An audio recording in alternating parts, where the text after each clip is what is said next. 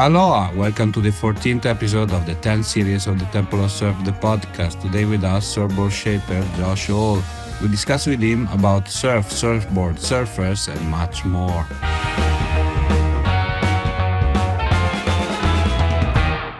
Hi, Josh. Welcome to the show.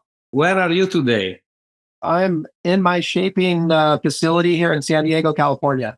Great. So it's summertime, right? So I guess not big waves, isn't it? I'll go and go over there. Actually, we have a decent south swell coming later this week. I think starting tomorrow. Correct. Normally, summertime's not the biggest surf, but it's the warm water and beautiful conditions. We get the bigger surf in the wintertime. But don't be surprised, San Diego can still have some swells in the summer.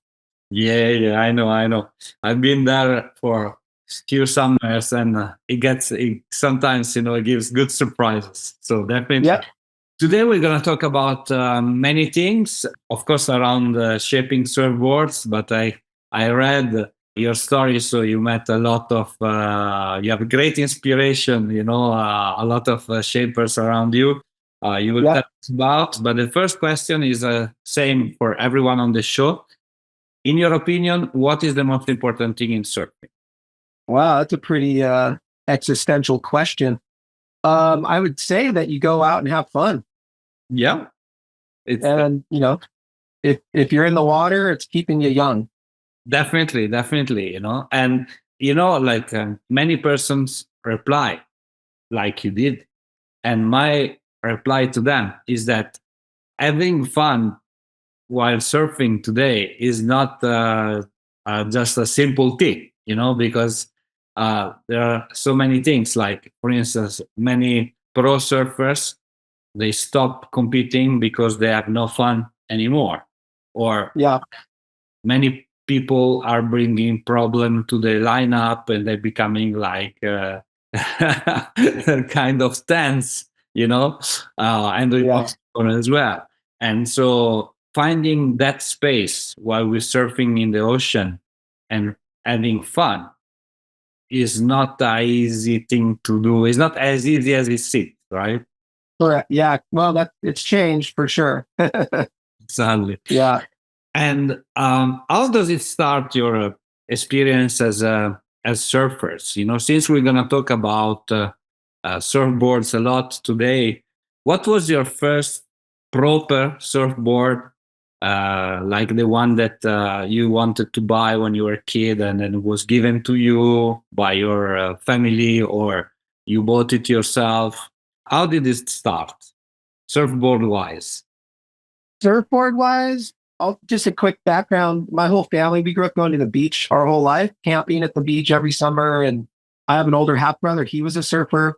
Wasn't a real encouraging type of relationship, but so we grew up at the beach. And I think in 7th grade, we just started boogie boarding a lot, myself with a couple of my buddies. And in the summer of 9th grade, so that would be our freshman year of high school, we all assimilated at the beach. And that's really when surfing started to take, like, I knew I wanted to surf, but that's the evolution. I had 2 boards. One was a 610 Caster single fin. Bill Caster's a real famous surfboard shaper from San Diego. I had no idea who he was when a friend of mine gave me this board in high school. He goes, "Here, I have this in my garage. I don't surf. Somebody gave it to me. You take it." Turns out later it was a really special board. And then the one that really got me going into the longboarding, my dad bought a used Gai Takayama longboard that had been broken in half, and somebody repaired it, and so it was really inexpensive. And that was the board that really got me into longboarding and surfing more. Okay, and so I guess the one that broke in half, you don't have it anymore, right? No, I finally got rid of it.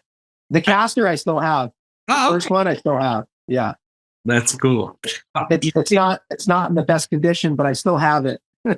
You see, like what reminds me, your story, similar stories where in the late 60s, early 70s, people were giving Dave Elsey board to other people, just keep this board, it's all like, and those boards so valuable today, right? Part Yeah. of the history. So sometimes people do not know who shape a board or what is behind, and Yeah.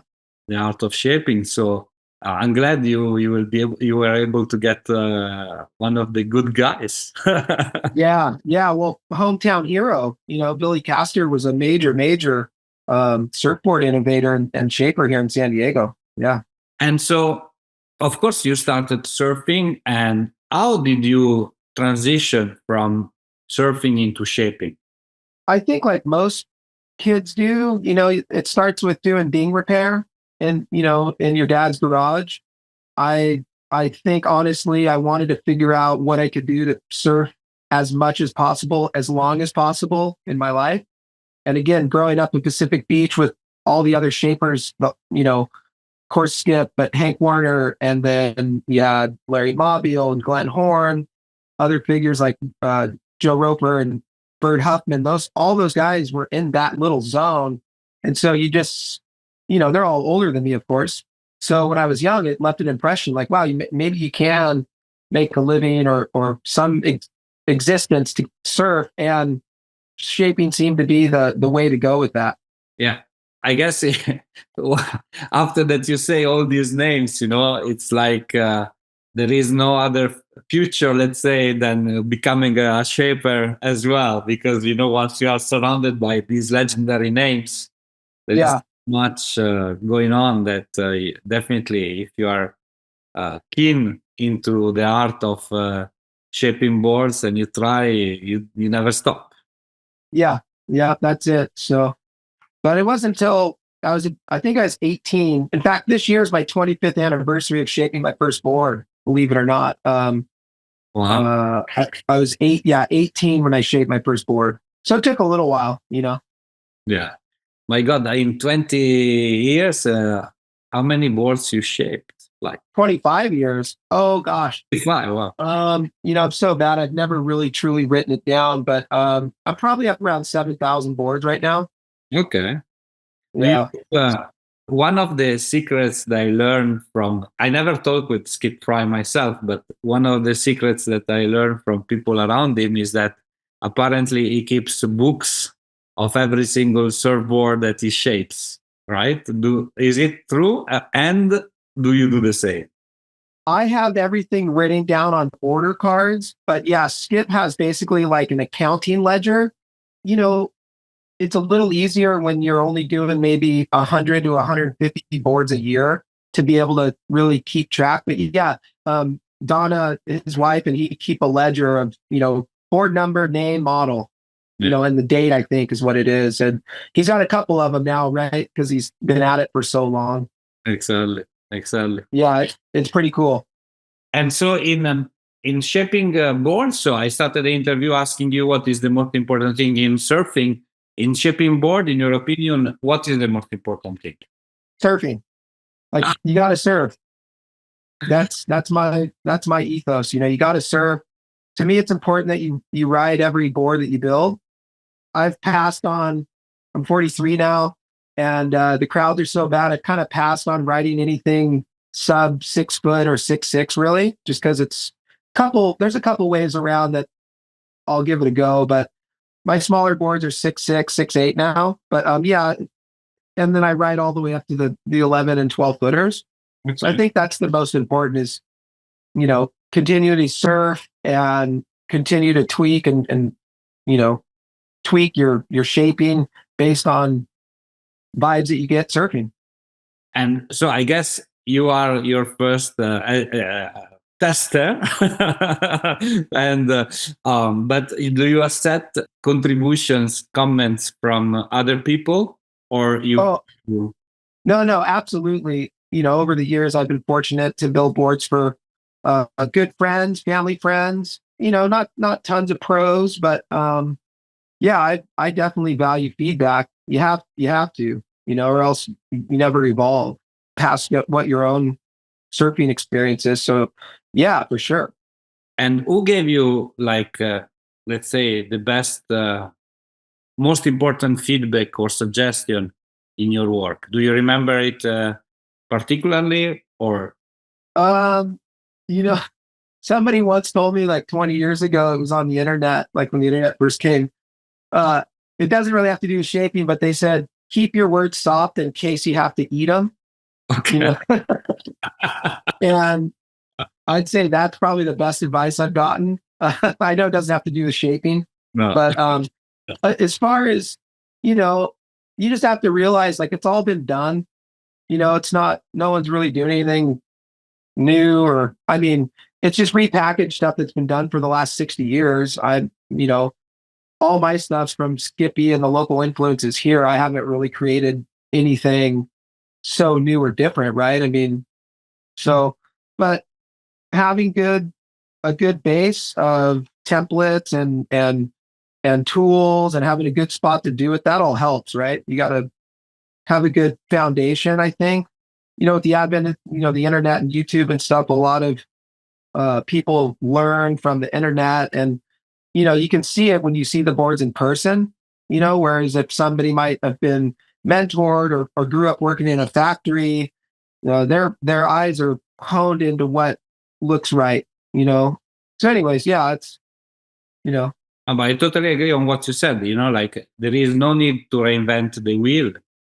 Many things have been experimented in the past. Some of them were even crazy experiments with yeah, with surfboards, but again, I totally agree with you. When you see a surfboard that has been made and shaped, mostly, like I think mostly 100% and shaped by a craftsman, an artisan like a surfboard shaper, you immediately recognize the value that is behind the curves, the lines. Sometimes they are asymmetry of something that is done by hand. So it's immediately recognizable from a trained eye. But yeah, people that do not know, they realize that what they have in their hands is different than just what you can get in Costco or I don't know, Walmart or from any other serial producer, right? yeah. There's a lot out there, unfortunately. Yeah. But then, what do you think about innovation or of material? I asked this question quite a lot, and I got different answers. So I'm interested to know your opinion. Is that achieved or no? Is it achievable? Is it achievable at this stage? Innovation of materials like the foam or the resin or Yeah, I definitely I'm open-minded to things. And I applaud the people that invest their time and energy to do it.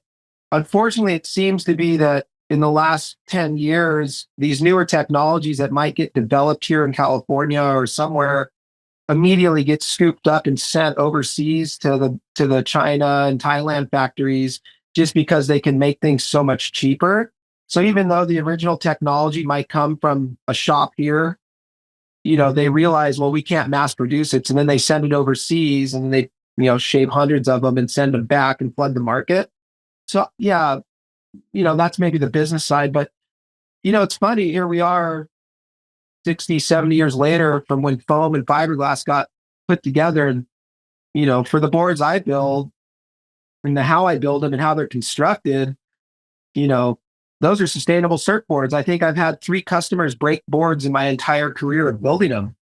And so you talk sustainability.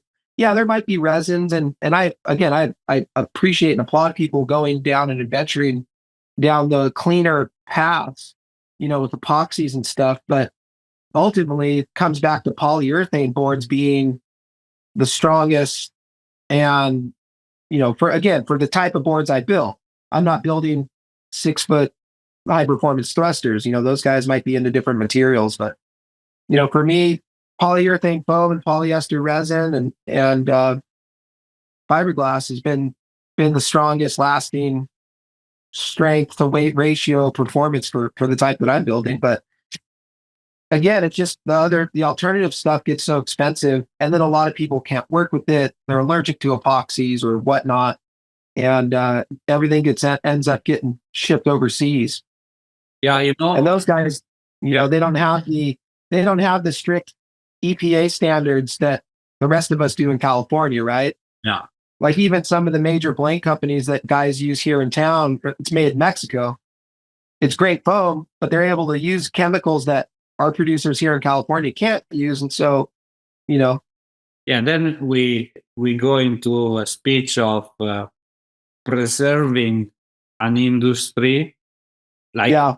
I had a I had a similar discussion with Akila Aipan, Oh, where, wow.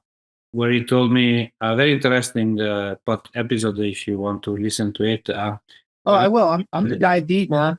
I have 8 hours a day walking in circles, being able to listen to podcasts. So you're up. so basically, what he was saying is that there is no an association, or the states do not preserve the industry of shipping in this case, you know.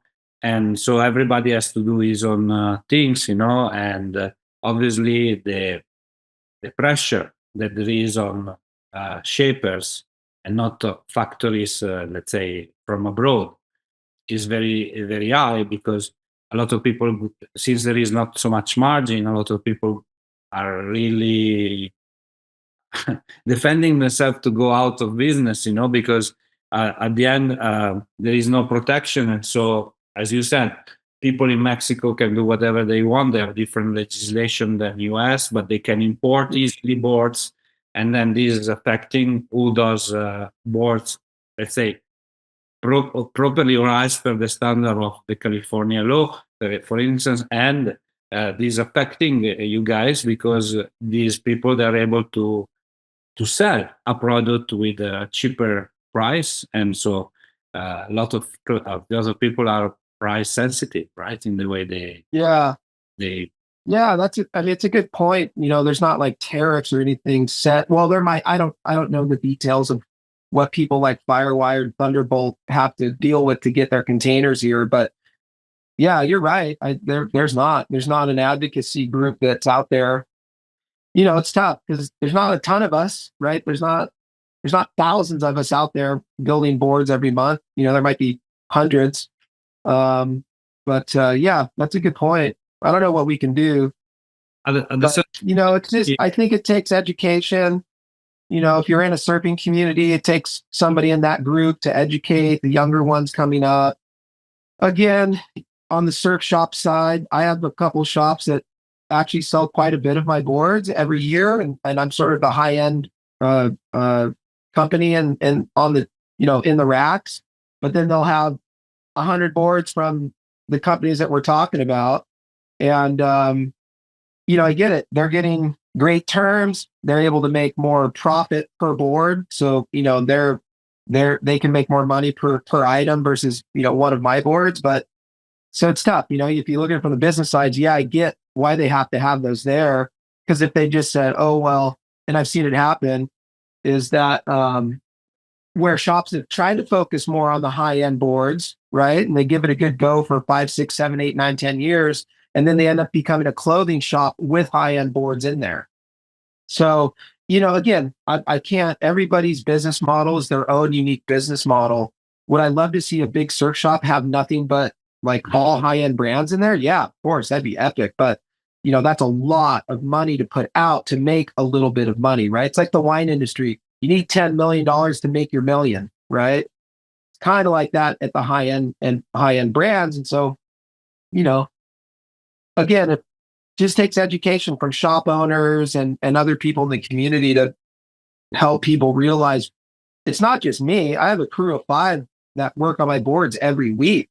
So there's a trickle down, maybe I'm the front guy because it's my name on the boards, but there's 5 guys that work on my boards every week and they never get any hubba. And I would be nowhere if it weren't for my glassing team. And that's my whole career from Moonlight to Michael Miller to GNS. Like I've always been fortunate to work with really good glass shops, but within the glass shop is a team. And so, every week I have to have foam.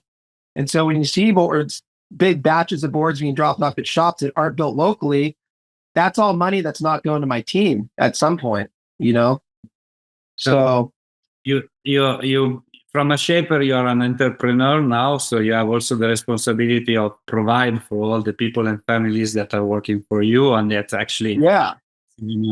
a strong. And they're the unsung heroes. To me, they have to do all the hard stuff.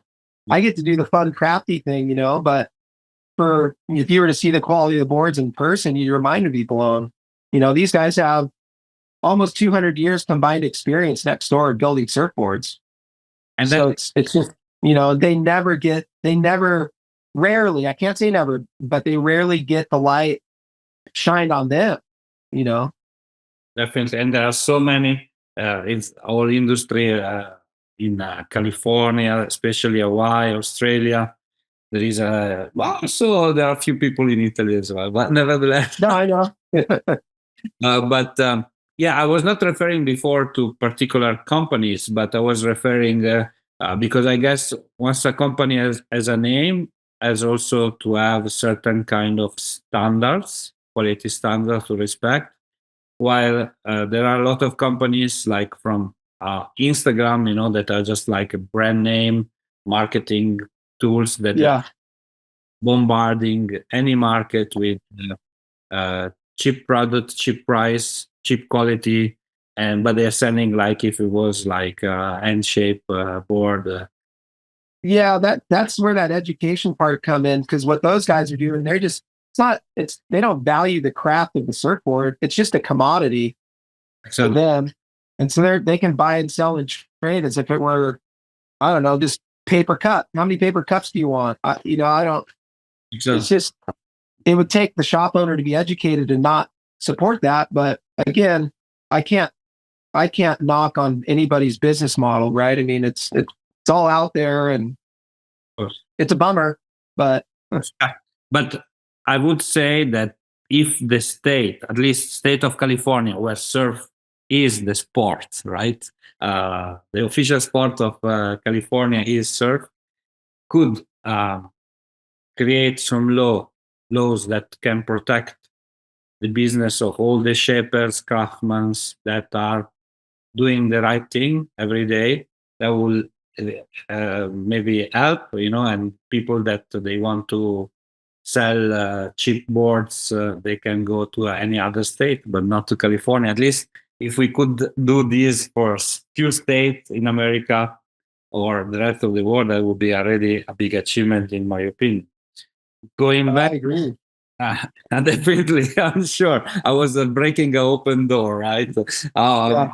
And then when we talk about innovation, I had another discussion with Eric Arakawa, Oh wow. and then he told me that yes, innovation of material like surfboard, instead of doing with the foam, doing it with carbon fiber or things like that, Uh, it's possible, but nevertheless it's so expensive that already one board costs like $1,700, or and because of the new material, because the volumes are very low, it will end up costing $3,000-4,000, and say like you need to really like a shaper to pay $3,000-4,000 for a normal yeah. board, right? uh so it's Yeah. Well, that's what I was saying. They developed that technology here, but then immediately find people in Asia to make it 25% less. So now the same board is the same price as a board built in Hawaii or California.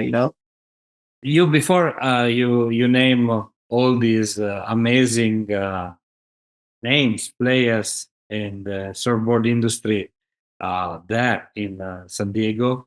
I wanted to ask you, in your experience until today, what was the your most meaningful moment? Like the meaningful day. Let's say that day that really you will remember forever. Well, gosh, it would have to be watching my first fry get shaped for sure.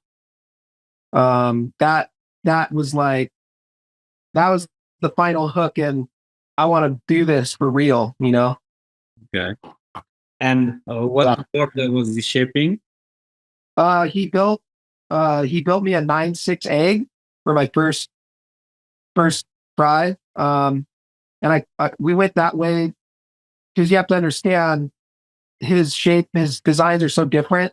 It's not like going from, oh, you can ride board A and board B and it'll feel like board C. Skips are like, you can ride board A and board B, but his are not even in the alphabet, right? So you have to change your surfing to fit his designs.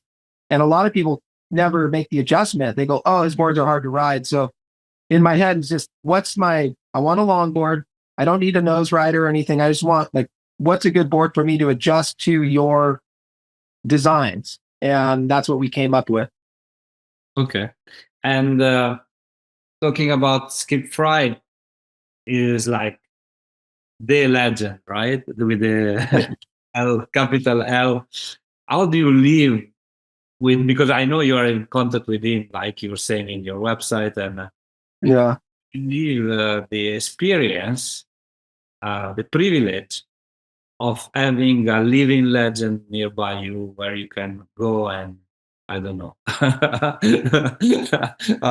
Yeah. study him or sneak in his shipping bay and looking at a guy that is the most legendary name in the shipping industry, one of the most. Yeah. I, I've so I hooked up with him when I was 18 and, you know, that it just was an organically evolving relationship. It wasn't like he ever was like, hey, come in here. I want to show you this. But from 18 till I was about 25 or 26, I mean, I spent all my free time with him that I could, either surfing or watching him shape. And, I went to college, so I was going to school, but we would surf and I'd hang out at the shop every day. So it just was a long term, organically growing relationship. I was in 2009, I moved into his complex and was there for 6 years before we came over here and started shoreline glassing and where I'm at now. And then it was cool too because we also ended up glassing a bunch of boards for him. So he'd come by and hang here and see his boards going through and whatnot. But yeah, it was always more than just the surf relationship. He and Donna really kind of brought me in as like one of her chosen sons or whatnot back in the day. So it was a relationship kind of outside of just the surf stuff. It's just been a friend, someone who I've always been able to call and anything I've ever needed, he's been, more than welcome to, more than happy to help me. And it's been real special. Now he'll be 83 in September. And for the last few years, he's been just focused on shaping, still surfs, but still shapes. And he's got a setup now where he can just get in there and lock the door and shape boards without any distractions and then sneak out and surf when he can. So it's pretty cool. Is the dream of each one of us to be 83 and being able to do both, in effect, work and surf. Yeah. Well, and to still be stoked. Yeah, exactly. Imagine being the old man at old man's, like you always hear the guys that quit surfing because they get, frustrated with crowds or they let their body go and they can never get back in the water. And, that's where I'm realizing now is I've seen a lot of my heroes I've grown up with, they don't surf anymore. And when you're younger, you never imagine a time in your life that you're like, what do you mean you're going to quit surfing? So, being 43, I've got hopefully some long life left in me, but it really makes you realize like to take care of yourself and to stay fit and stay in the water, right? Because after 40, if you don't use it, you lose it, right? That's what they say. So, I still surf 3-4 times a week when I can. And yeah, anyways. But it's important. Talking with Nat Young, the Australian one, not the American one. Yeah. That is, I guess, the same age or more or less of Skip Fry. He told me, Alessandro, today I surf 5 days per day. And those 5 days are, five waves per day. And those 5 waves are so important for me because they keep me connected with my life. And not imagine one day where I will not be able to surf those 5 waves because I will not exist anymore as a surfer, as been surfer all my life. So I guess trying to get out there and to surf a wave is very important, especially if this was or is the passion that you had for all your life. So Yeah. talking about skip fry makes me think about one word that is style, Yeah. because skip fry is the way he surfs stylish so much. The boards that he shapes are just like incredible. So I would like to ask you, in your opinion, how important is style in surfing? Well, style used to be everything, right? Especially in our neighborhood that we grew up in. You could pick the older guys out from way couple 3-4 blocks down the beach, especially Skip. You could see Skip half a mile away and you knew that was him just by the way he surfed. But yeah, style was well, it still is kind of everything. It's nice to see people when they're surfing connect turns, not do too much arm flapping and, surf with power and control. Usually, yeah, style was everything in our neighborhood growing up.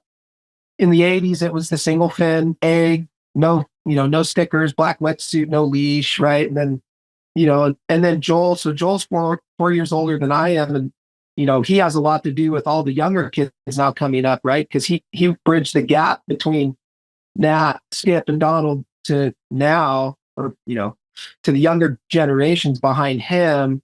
So he's out there. Devin Howard, also a good friend of mine. Those guys I look to for the style now. And then you have a younger generation behind me coming up, and they're blending everything and creating their own style, right? So it's important. I'll just answer with that.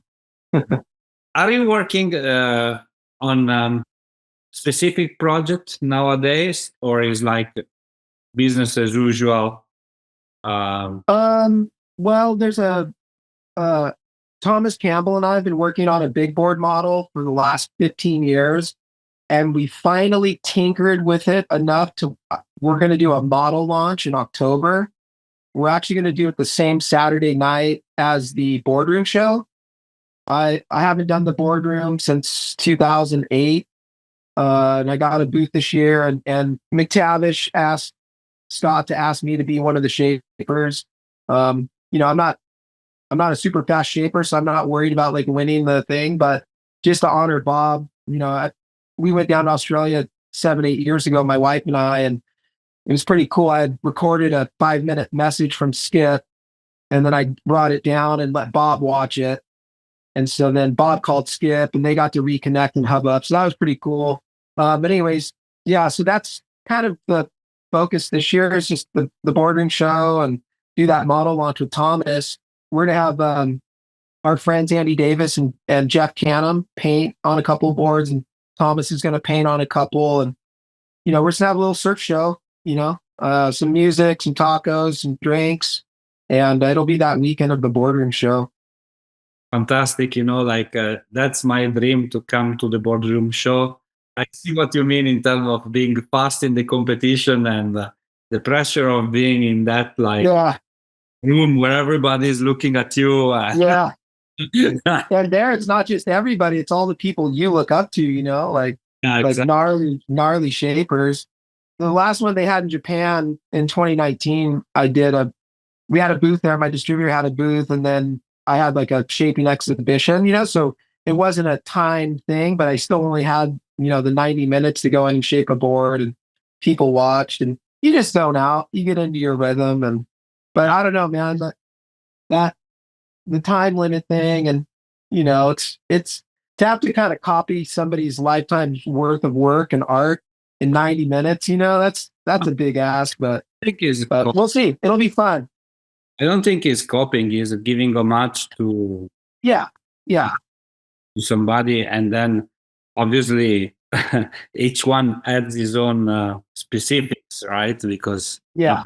copy Bob McTavish like you cannot copy Skip Fry. You can go closer. Yeah. Correct. Yeah.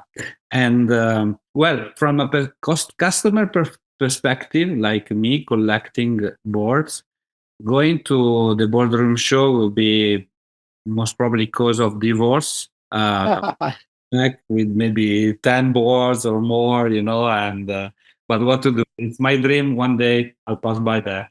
Yeah. Super cool. So we're gonna finish our interview with a short Q&A session. Very quick. Okay. Please answer the first thing that comes up to your mind. Okay. Question, same for each one guest of the podcast. So Okay. the best surfboard that you ever ridden. Oh man. Jeez Louise. I had a 7.7 twin fin Fish Simmons at Skip and Shape Me that got stolen only after about a year. That board was really special. My God, and you will not like once these boards are getting stolen, is like it should be kind of easy to get them back, no? Like, I mean, unless they go overseas and they disappear. And It's funny. It had disappeared for 20 years and it popped up last year in a surf shop and I missed it. Nobody called me to say, hey, your old board's in there. And then it got sold and the shop owner wouldn't give me the guy's contact info to get, negotiate a deal back. It was kind of lame, but it's out there. I put the picture out there, so we'll see. Okay, somebody listened to this podcast and he has in his surfboard rack. I'll build you a free board to trade it out. Like I did the glassing on that board, I did the color work on that board, so it's pretty sentimental. I guess favorite shaper of all time. I guess the answer is quite straightforward. Well, yeah, Skippy, man, for me, Yeah, I knew the answer already. So. Anyway, personal question: your favorite song or kind of music? Well, really depends on what we're doing. So what's funny is, how Spotify at the end of a year all my music's on Spotify. And so at the end of the year, they do that query thing that says, oh, you listen to, so this year it was Bad Religion, Jimi Hendrix, Pink Floyd, Led Zeppelin, and Audio Slave. So I like, country. My wife listens to country. I love reggae, but because I work, when you're working, you like to have some upbeat tunes. So that's what Spotify told me. Okay, good. That's fantastic selection. Anyway, favorite surf spot if it's not a secret. I'll just say there's 2 left point breaks in Hawaii that I've become to have a special relationship with, and the local crews there have been amazing to me and my family. I won't name them, but if they listen to this, they'll know where they're at. Of course. Favorite surfer of all time? Wow, man, that's so hard. I mean, can we go by like decade? Yeah. Let's go by 90s. The 90s, man. I mean, well, obviously, let's remove Skip because Skip could probably be the answer for all these. Gosh, man, of all time. Yeah, that's hard. There's so many great guys right now. Favorite surfer today. Let's pick one. Let's say in these days. So somebody I've always had a fun relationship with. Is Jared Mel. Okay. He's the stuff he does, switch stance on longboards, in the tube, on his own shapes. I've known Jared a long time, but I always him. I mean, of course, Ryan Birch. There's a younger group that's just they blow minds on riding all surf crafts, right? Which is the ethos that I said earlier is real important. Being able to surf everything you build, and those guys take it to the next level. I agree with you. Last question is a little bit unusual. It has nothing to do with surf. Okay. I'd like to know your best relationship advice, where when we relationship, you can answer romantic, friend, relationship with the ocean, relationship with the surfboard. I don't care. Just answer. Probably the best advice is to shut up and listen. Yeah. It works with everything, right? Even in business, like listen to the customers and just shut up and listen. Do more listening than talking. I totally agree with you. Thank you so much, Josh, for being on the show with me today. I look forward to talk to you very soon. Yeah, sounds good, Alessandro. Thanks, brother.